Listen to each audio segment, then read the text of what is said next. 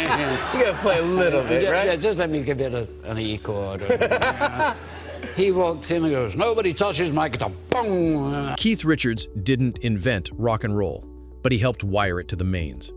As co-founder, guitarist, and co-writer for the Rolling Stones, he built a sound that's part open G jangle, part blues snarl, part street corner swing.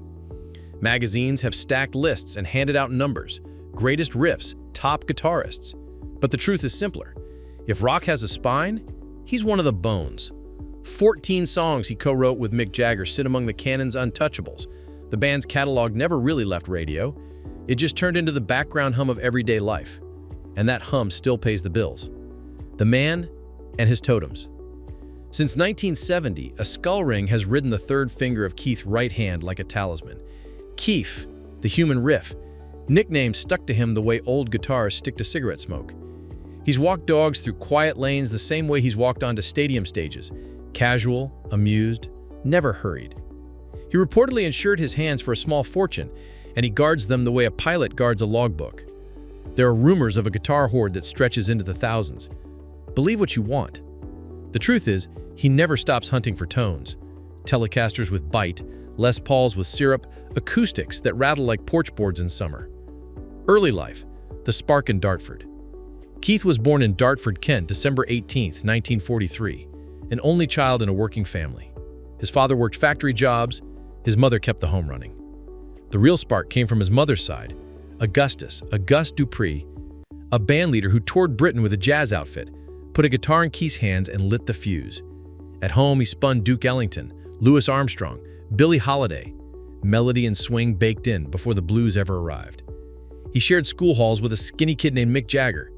Fate stuck them back together later on a train platform, both clutching records like passports.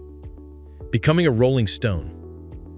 The first Stones lineup, Brian Jones, Jagger, Keith, Ian Stewart, hit London's Marquee Club in 1962 and didn't look back. Early singles like Come On and a Lennon-McCartney handoff, I Want to Be Your Man, put fuel in the tank, but the explosion came when Jagger Richards' song started to arrive with a strut. I Can't Get No Satisfaction taught radios how to sneer. Sympathy for the Devil boiled with menace. On another night, Keith would grab the bass and drive it like a getaway car. Whole albums. Beggar's Banquet, Let It Bleed, Exile on Main Street turned into rites of passage, the kind you inherit from an older sibling. Tours followed, bigger each decade until the dates were more like pilgrimages. The Jagger-Richards Code. Part rivalry, part brotherhood, the Jagger-Richards partnership has outlived managers, fashions, and entire formats. They don't write songs so much as wrestle them into shape. Keith brings the groove, the tuning tricks, the weathered chords. Mick brings the angles, the bite, the meter of a melody that sticks. Sometimes the roles flip. Either way, it's call and response. That dance has kept the Stones elastic for 6 decades. Able to swing between country, blues, disco, punkish snap, without losing the thing only they have. You can hear that code on every stage. Keith eyes Mick across the runway, grins, and the band locks in like it's 1972. Homes, hubs, and quiet corners. Keith has long favored a few bases that match his tempo.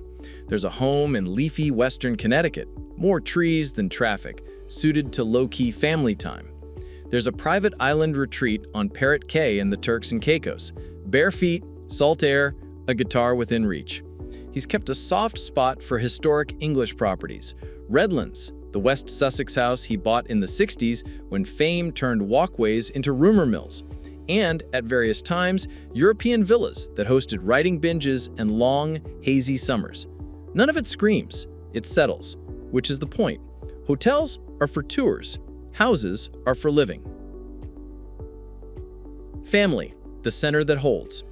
Keith's life is better understood as a clan than a calendar. He and Anita Pallenberg had a wild, complicated history, a pair of children who grew up with the band as a backdrop, a loss that still carries a hush when mentioned. Later, he married model and actress Patty Hansen, his anchor since the 1980s, and together they have 2 daughters. Now there are grandchildren, too, in a cycle of birthdays, school plays, and quiet dinners that outnumber stadium dates. He talks about Patty with a kind of simple gratitude, someone who understands the juggle and, in his words, puts up with me. Causes, cameos, and side roads. Keith's politics are more action than posture. He supported the Artists United Against Apartheid project in the 80s, funneling star power into a fund that sent money where it mattered. He's shown up for tributes, Chuck Berry, Leonard Cohen, because paying respect is a musician's first language. When movies called, he answered with a wink, appearing as Jack Sparrow's father in Pirates of the Caribbean, a cameo so on the nose it felt like folklore made flesh. He's co-written books, cut solo records, Talk Is Cheap Still Rattles, and floated the idea of a guitar museum. Because, well, why not? If you spent a lifetime in a craft, you want to keep the tools talking. The sound, guitars, tunings, and that right hand. Keith's open G tuning is the secret sauce fans can actually name, but the magic is in the right hand.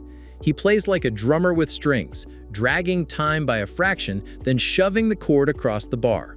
The guitars change, Fender Telecasters with humbuckers and scars, old Gibsons with stories, acoustics worn through the finish where his pick has chewed for decades.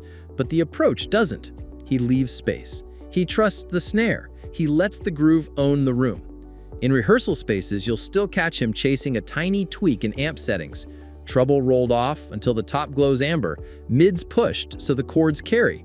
That's lifestyle too, the patience to chase a feeling for as long as it takes. Health, habit, and quiet discipline. People love the myth, a rock star living like a dare. Keith prefers the routine. He sleeps more than he used to. He eats cleaner than the punchlines suggest. He knows exactly how far to push a rehearsal and when to call it. Warm-ups happen, hands get looked after. He avoids the heavy stuff the internet loves to turn into legend. He's made that chapter old news. These days, his discipline is simple. Show up able to play and enjoy it. The laugh is still there, the mischief still flashing, but it rides alongside a craftsman's respect for the work. Money, cars, and the area where myth meets math. You'll find estimates of Keith Richards' net worth parked in the hundreds of millions. The exact number shifts with touring cycles, catalog valuations, and the kind of private deals bands handle quietly.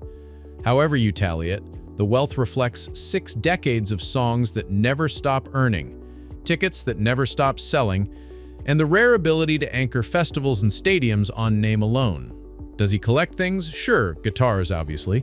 And he's owned cars that would make a Concorde judge grin, old Bentleys with nicknames, Ferraris with the right kind of patina, American steel with fins like church windows, but he's not a showroom guy, he's a drive it, play it, live with it guy. The one major auction that made headlines only reinforced the larger truth. Possessions come and go, the work stays. The show goes on. The Rolling Stones remain a functioning weather system. New material slips into the set next to the War Horses, the rhythm section snaps the groove into place, and Keith and Ronnie trade licks like brothers, finishing each other's sentences. Some nights the band sounds ferocious, other nights it sounds like memory itself. Millions of lives braiding into choruses everyone knows. For Keith, the metric is simple. Look left, see Mick flying, look right, see Ronnie grinning, feel the crowd lift, job done.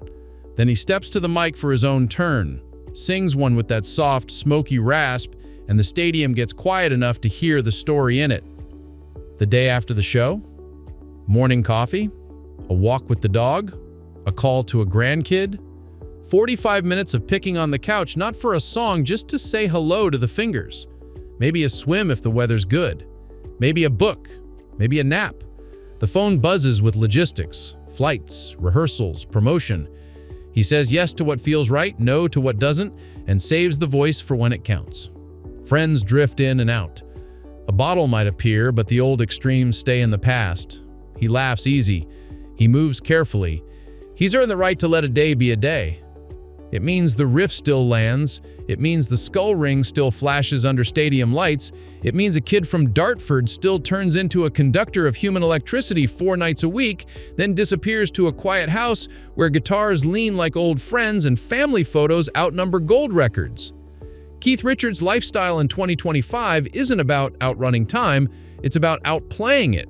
One groove at a time, one grin at a time, one more night where a crowd remembers what a band can do when the right hand finds the right chord and the singer on the runway turns to smile. The myth is loud, the life is simple.